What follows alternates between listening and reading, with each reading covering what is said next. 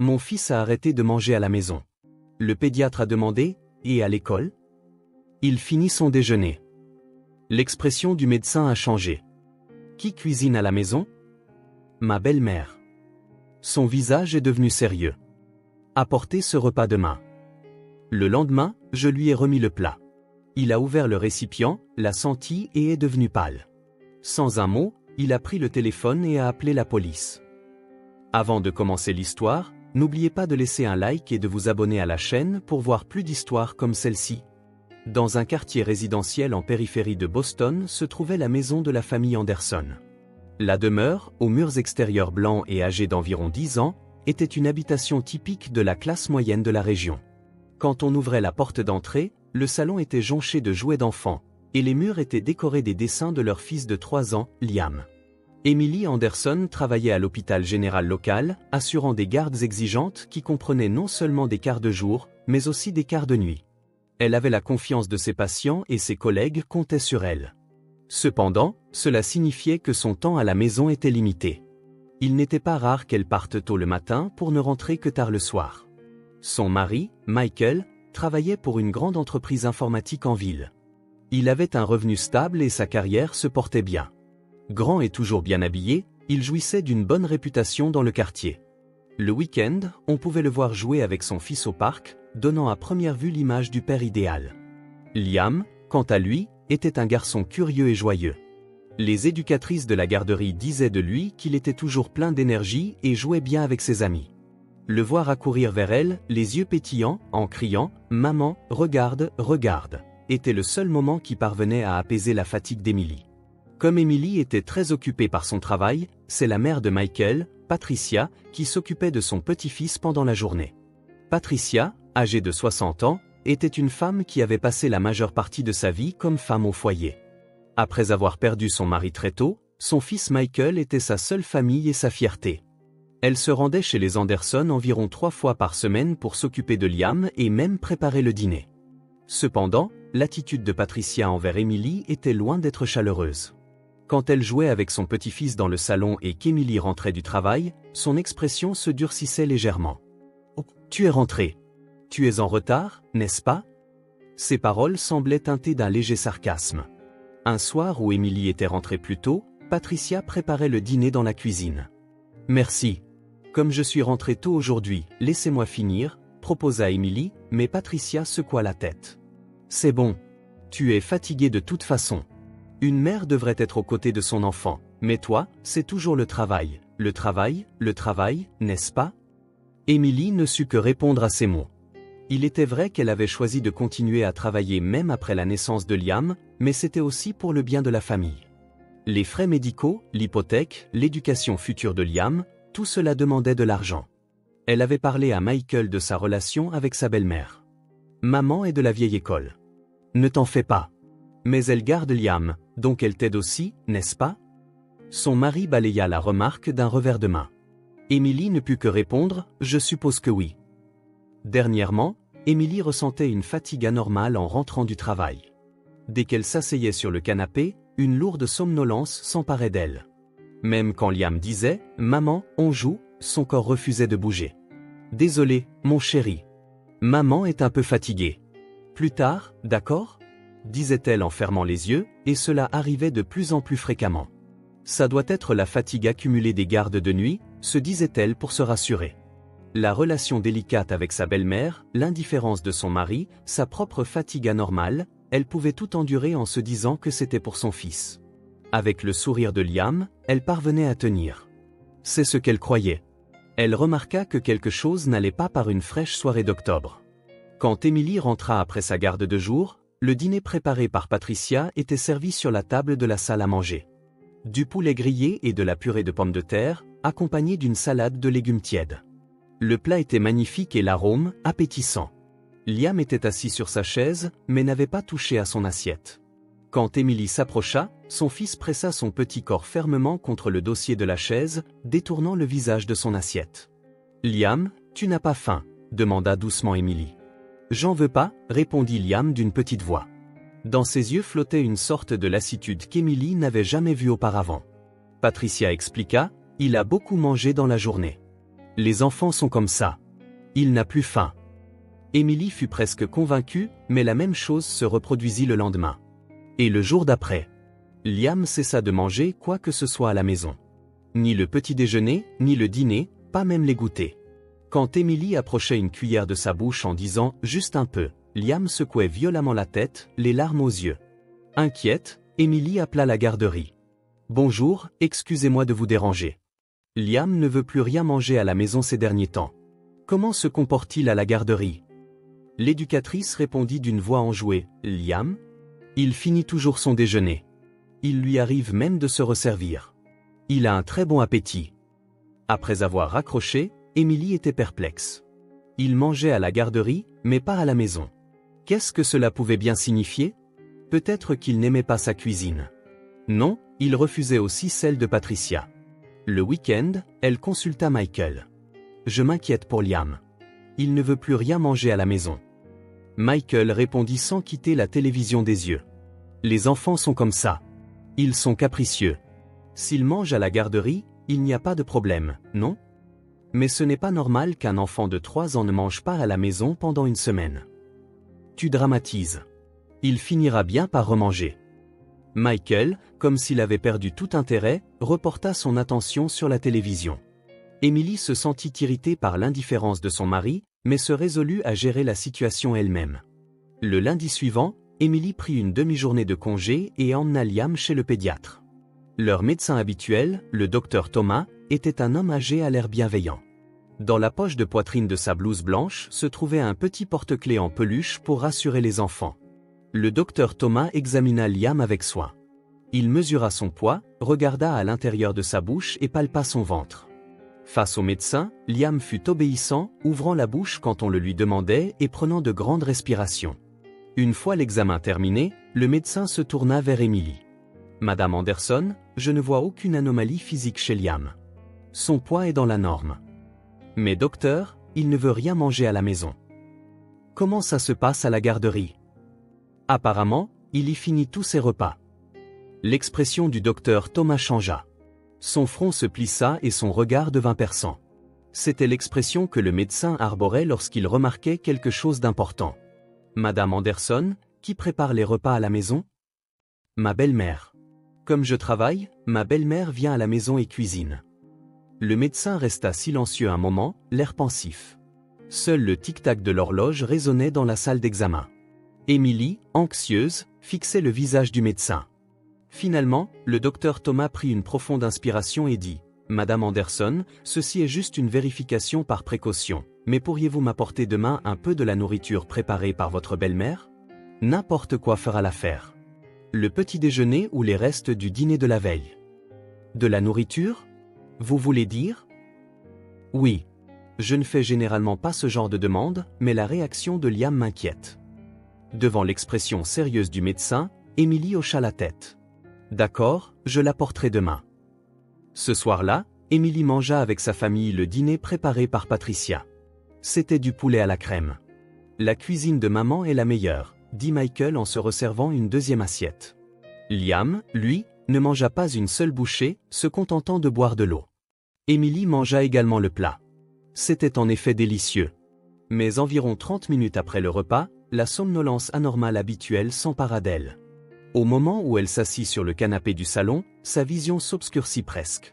Son corps semblait lourd comme du plomb, et elle eut la sensation que sa conscience lui échappait. « Émilie, ça va ?» La voix de Michael semblait lointaine. « Oui, je suis juste fatiguée. » Émilie réalisa que ses mots n'étaient pas clairs. Sa langue refusait de bouger correctement. « Je vais encore m'allonger un peu. » « C'est tous les jours comme ça en ce moment. Ton travail est vraiment si épuisant ?» La voix de Michael contenait plus d'exaspération que d'inquiétude. Émilie n'eut pas la force de répondre et ferma les yeux sur le canapé. Le lendemain matin, Émilie se réveilla avec un mal de tête sévère et une grande fatigue. Son corps ne bougeait pas comme elle le voulait. Elle se sentait comme après une soirée arrosée, mais elle n'avait pas bu d'alcool la veille. « Ça arrive si souvent ces derniers temps », murmura Émilie. Ce jour-là, Émilie appela l'hôpital pour se déclarer malade. Bien qu'elle prît un soin particulier de sa santé en tant qu'infirmière, elle sentait que quelque chose n'allait pas avec son corps. Émilie mit les pancakes que Patricia avait préparés pour le petit déjeuner dans une boîte. Liam la regardait faire, ses grands yeux fixés sur elle. C'était comme s'il essayait de lui dire quelque chose. Cet après-midi-là, Emily emmena de nouveau Liam chez le pédiatre. Après s'être enregistrés, ils furent immédiatement conduits dans la salle d'examen. Le docteur Thomas se leva comme s'il les attendait et salua Emily. « Vous l'avez apporté » Emily lui tendit la boîte. Le médecin la prit et ouvrit soigneusement le couvercle. À cet instant, son expression se figea. Rien qu'en sentant les pancakes, son visage changea de couleur. Fort de ses années d'expérience, le docteur Thomas sembla percevoir quelque chose. « Madame Anderson » sa voix était basse et tendue. « Excusez-moi, mais qui mange habituellement cette nourriture ?»« Mon mari et moi. Mon fils ne mange plus à la maison depuis quelque temps. » Le médecin prit une profonde inspiration.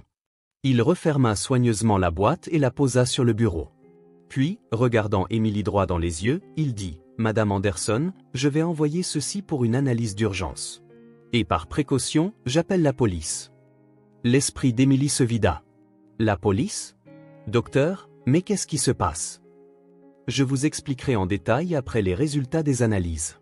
Mais Madame Anderson, il est possible que Liam ait instinctivement senti quelque chose. » 30 minutes plus tard, on frappa à la porte de la salle d'examen et 2 policiers entrèrent. Un homme et une femme. Le badge de l'officier masculin indiquait « Inspecteur Davis ». Emily resta assise sur sa chaise, agrippant ses genoux de ses mains tremblantes. Liam était à ses côtés, regardant les policiers avec anxiété. « Madame Anderson, je suis l'inspecteur Davis. Le docteur Thomas nous a contactés, » dit l'officier d'une voix calme. « Tout d'abord, sachez que vous et votre enfant êtes en sécurité. Veuillez rester calme. » Le docteur Thomas intervint. « Inspecteur, voici l'échantillon de nourriture que Madame Anderson a apporté. » L'inspecteur Davis sortit un sac de preuves et y plaça soigneusement la boîte. « Nous conservons ceci comme pièce à conviction. Nous allons l'envoyer immédiatement pour analyse. » « Que se passe-t-il » La voix d'Emily tremblait. « Il y a un problème avec la nourriture que ma belle-mère a préparée ?» Le docteur Thomas répondit, « Madame Anderson, cette nourriture dégage une odeur chimique inhabituelle. D'après mon expérience, ce n'est pas une odeur qui provient d'ingrédients alimentaires normaux. Nous avons besoin d'analyses spécialisées. » L'officière s'avança. « Madame Anderson, pourriez-vous nous donner les coordonnées de votre mari et de votre belle-mère ? Nous devons leur parler. » Emily sortit son téléphone portable de ses mains tremblantes et fournit les informations. L'inspecteur Davis parla dans sa radio et demanda à ses subordonnés de prendre contact. 1 heure plus tard, Michael arriva en trombe de son entreprise. Sa cravate était desserrée et il semblait essoufflé. Patricia arriva également, l'air déconcerté, portant encore son manteau. « Emily, qu'est-ce qui se passe à la fin ?» La voix de Michael semblait contenir de la colère. « J'ai reçu un appel de la police me disant de venir immédiatement. » Emily ne savait pas comment répondre. Le docteur Thomas expliqua à sa place. « Monsieur Anderson, je suis le docteur Thomas, le pédiatre de votre fils. Nous enquêtons sur la raison pour laquelle Liam refuse de manger à la maison. » Patricia haussa la voix. « Vous insinuez qu'il y a un problème avec ma cuisine ? Je cuisine pour ma famille depuis plus de 30 ans, c'est un manque de respect. » L'inspecteur Davis leva la main pour l'arrêter. « Tout le monde, s'il vous plaît, calmez-vous. Attendons maintenant les résultats des analyses. Personne n'est accusé de quoi que ce soit. » Les 4 personnes, conduites dans la salle d'attente, s'assirent dans un silence pesant. Michael avait les bras croisés et gigotait de la jambe. Patricia serrait un mouchoir, soupirant de temps en temps. Emily tenait Liam sur ses genoux, caressant doucement les cheveux de son fils. Liam se faisait tout petit dans les bras de sa mère. 2 heures passèrent. Elles semblèrent une éternité. Finalement, l'inspecteur Davis revint. Son expression était bien plus grave que lorsqu'il était entré dans la salle d'attente. « Tout le monde, veuillez retourner dans la salle d'examen. » Ils se rassemblèrent de nouveau. Le docteur Thomas était également présent. L'inspecteur Davis tenait un rapport d'analyse à la main. « Les résultats sont arrivés, dit-il en regardant tout le monde. Une petite quantité de sédatif a été détectée dans la nourriture. » La salle d'examen se figea. Personne ne pouvait parler. Seul le bruit de la trotteuse de l'horloge se faisait entendre, anormalement fort. Le visage de Patricia devint blême. « Ce n'est pas possible. Ce n'est pas possible. Je n'ai rien mis dedans. » Michael se leva. « Maman, Tu ne veux pas dire que... Attendez. L'inspecteur Davis leva les deux mains. Nous ne savons pas encore qui l'a ajouté. Nous devons enquêter. Emily se souvenait de ses symptômes récents. La somnolence anormale, la lourdeur de son corps, les maux de tête, la fatigue. Tout semblait se connecter. Moi, dit Emily d'une voix tremblante. J'ai été constamment somnolente ces derniers temps et mon corps était si lourd. Le docteur Thomas hocha la tête. Très probablement, Madame Anderson, vous êtes aussi une victime. Il y a une forte probabilité que vous ayez ingéré des sédatifs. Liam a sans doute senti le danger instinctivement et a refusé de manger. Les enfants ont parfois une intuition plus aiguisée que les adultes pour ce genre de choses. Mais qui ? Dit Michael. Qui ferait une chose pareille ?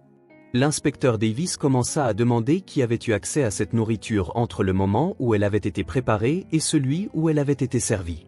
Patricia répondit, je la prépare le matin ou à midi et je la laisse sur le comptoir de la cuisine. Elle y reste jusqu'à ce qu'Emily rentre du travail. Y a-t-il quelqu'un d'autre dans la maison pendant ce temps ? Patricia réfléchit un instant avant de répondre. Michael, il t'arrive de rentrer plus tôt que moi, n'est-ce pas ? Les jours de télétravail et tout ça. Le visage de Michael changea de couleur. Vous n'allez pas me suspecter, quand même. Je n'empoisonnerai pas ma propre femme. Personne ne tire de conclusion hâtive, poursuivit calmement l'inspecteur Davis. Nous ne faisons que confirmer les faits. L'officière prit la parole. Monsieur Anderson, nous devons perquisitionner votre domicile. Nous avons un mandat. Emily se sentit déconnectée de la réalité. N'était-ce pas un mauvais rêve ? Quelqu'un dans sa propre maison l'avait empoisonné, et son jeune fils l'avait senti et essayait de protéger sa mère. Michael. Emily regarda son mari. Sais-tu quelque chose à ce sujet ? Michael détourna le regard. Je ne sais rien. Je ne sais rien. Pour Emily, ce regard fuyant était la preuve qu'il mentait. C'était une expression qu'elle n'avait jamais vue sur le visage de son mari depuis 10 ans.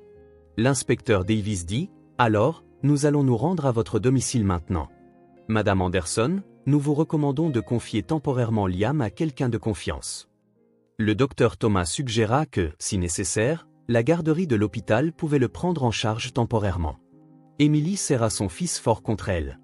Liam enroula ses bras autour du cou de sa mère et dit d'une petite voix, « Maman, j'ai peur. » « Tout va bien, Liam. »« Maman est là, » répondit Emily en retenant ses larmes. Patricia murmura en fixant le sol, « Mon fils faire une chose pareille ? Ce n'est pas possible. » À ces mots, Michael ne répondit pas. Il se contenta de regarder par la fenêtre. Ce profil n'était pas celui du mari qu'Emily connaissait. Devant la maison des Anderson, 3 voitures de police étaient garées. Les voisins épiaient par les fenêtres, chuchotant sur ce qui se passait. Emily se tenait devant sa maison, tenant Liam dans ses bras. Elle avait l'étrange sensation de regarder la maison de quelqu'un d'autre. L'inspecteur Davis montra le mandat et l'équipe de perquisition entra dans la maison. Michael se tenait à l'entrée, les bras croisés, l'air contrarié. Patricia, à qui on avait dit d'attendre dans la voiture, y était assise, le visage pâle. « Monsieur Anderson, où se trouve le bureau ?» demanda l'officière. Michael indiqua le 2e étage d'un mouvement de menton. En haut des escaliers, à droite. La perquisition dura plus d'1 heure. Les policiers fouillèrent méticuleusement toute la maison. La cuisine, la chambre, le salon, puis le bureau. Emily était assise sur un banc dans le jardin, Liam sur ses genoux. Son fils enfouit son visage dans la poitrine de sa mère et ne bougea plus. Finalement, la voix d'un policier se fit entendre de l'étage. « Inspecteur, par ici. » L'inspecteur Davis se précipita à l'étage. Peu de temps après, il redescendit, portant un sac de preuves. À l'intérieur du sac transparent se trouvait un petit flacon de médicaments vide. « Monsieur Anderson ?» L'inspecteur se tourna vers Michael. « Ceci a été découvert dans un tiroir de votre bureau. » Le visage de Michael pâlit. « Je ne sais rien à ce sujet. Quelqu'un l'a mis là. Regardez l'étiquette. C'est un sédatif qui nécessite une ordonnance. Il est prescrit à votre nom. Mais, je ne l'utilise pas. » La voix de Michael était tendue. L'officière apporta un autre sac de preuves. « Inspecteur, ceci aussi. » C'était le smartphone de Michael. L'officière montra une capture d'écran. « Qu'est-ce que c'est que ça ?» Michael se tut. Emily se leva et s'approcha. Sur l'écran se trouvait un échange de messages. Le nom de l'interlocutrice était Jessica. Émilie fixa l'écran de ses mains tremblantes. Il y avait un message qui disait « Je pourrai bientôt prouver qu'elle est mentalement instable. La garde me reviendra sans aucun doute. » La date était d'il y a 2 mois. En faisant défiler, d'autres messages apparurent. « J'ai encore mis le médicament aujourd'hui. » Elle s'est évanouie sur le canapé. « Je raconte à tout le monde que ma femme néglige l'enfant et dort tout le temps. Encore un peu de patience et nous pourrons être ensemble. » Les jambes d'Émilie se dérobèrent. Tenant toujours Liam, elle faillit s'effondrer sur place. L'officière se précipita pour la soutenir. « C'est un mensonge, » murmura Émilie. « C'est un mensonge, Michael. Dis-le-moi. Dis-moi que c'est un mensonge. » Michael détourna le visage. Ce silence était un aveu. L'inspecteur Davis dit calmement « Michael Anderson, je vous arrête pour suspicion de coups et blessures. » Un officier passa les menottes à Michael. À cet instant, Patricia sortit de la voiture en courant. « Attendez, attendez, s'il vous plaît. Mon fils n'a pas...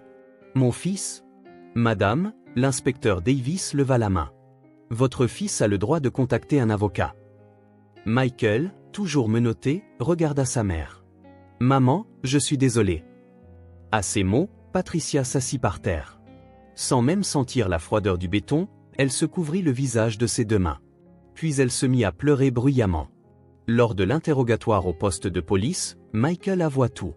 Émilie reçut le rapport par téléphone de l'inspecteur Davis alors qu'elle était assise dans la salle d'attente de l'hôpital, écoutant les détails. Michael avait une maîtresse, une femme nommée Jessica, une collègue de travail. Ils avaient une liaison depuis 1 an et rêvaient d'être ensemble. Cependant, s'il divorçait d'Émilie, il devrait payer une pension alimentaire et une pension pour l'enfant.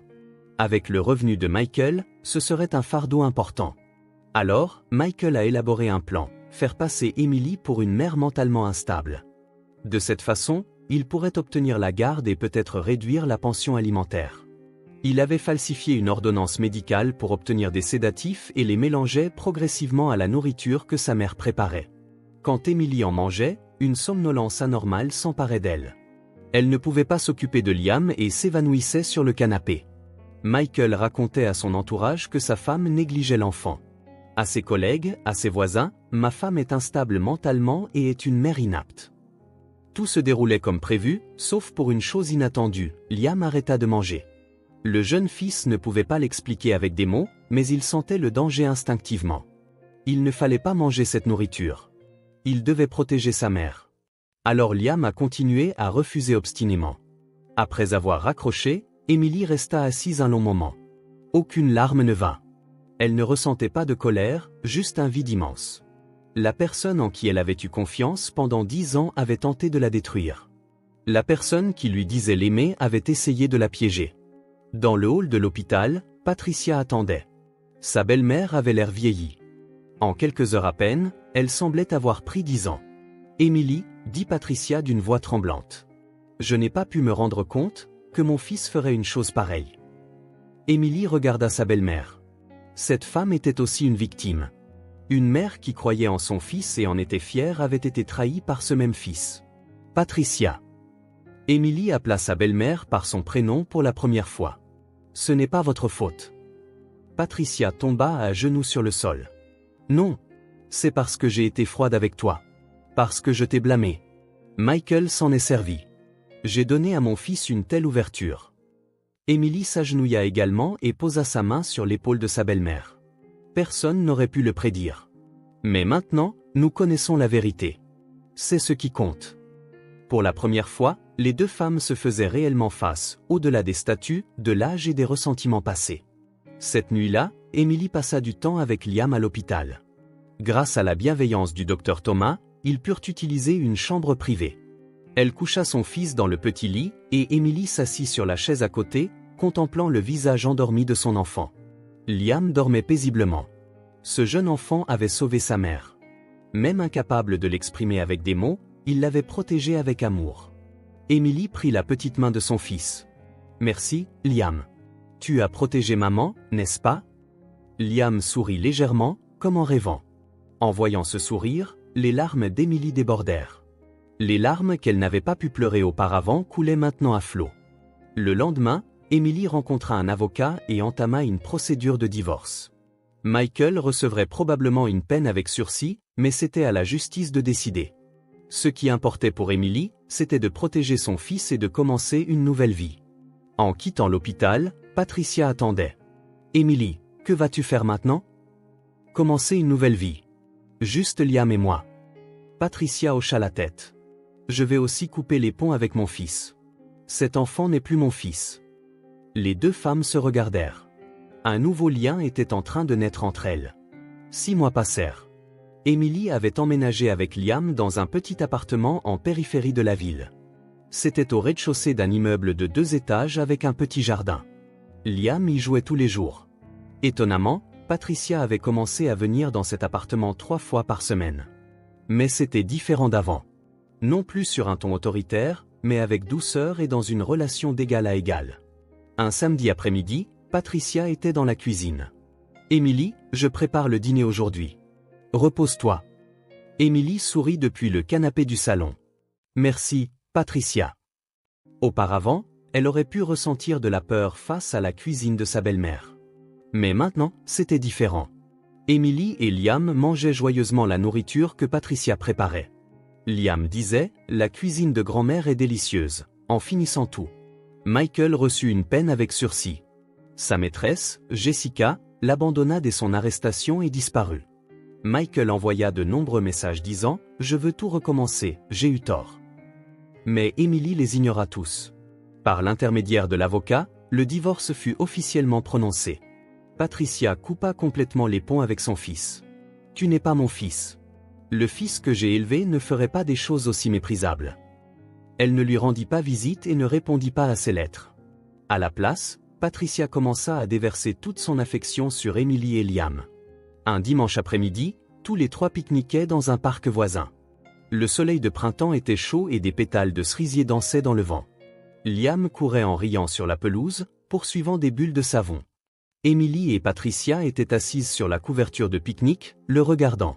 « Emily, dit doucement Patricia.